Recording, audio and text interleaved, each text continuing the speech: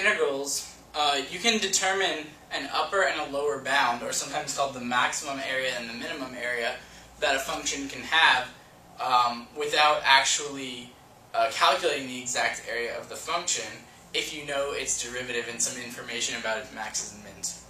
So let me give you an example.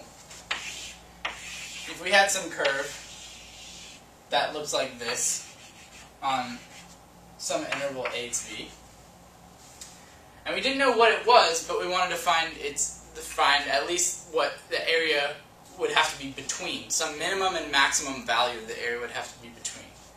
What you could do is you could take its minimum point, here I'm going to consider its minimum to be at the far left, and just say it would have to be bigger than that rectangle. And let's think about what the maximum would be.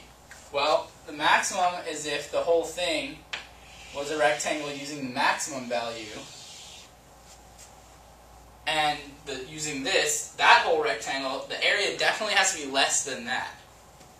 So the area has to be somewhere in between this minimum rectangle and this maximum rectangle that envelops the whole picture.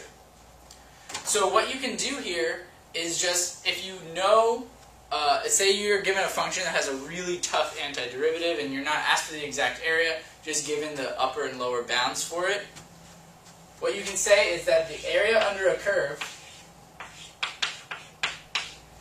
the definite integral from a to b of your function, has to be less than or equal to the upper bound, the maximum area, which would be the width of the interval, b minus a, times the height, and the height is just the maximum value.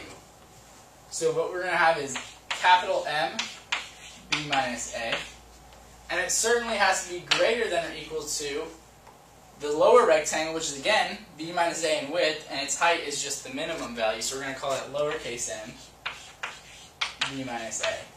So m equals min value, and capital M is max value.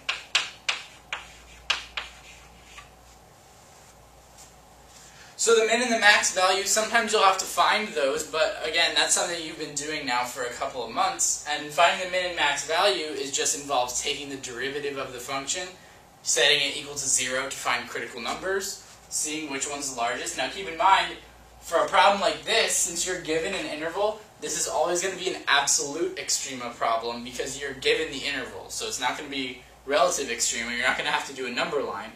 All you're going to have to do is check the endpoints and any critical numbers in between, see which one gives you the highest value and the lowest value, and then use those values for lowercase m and capital M.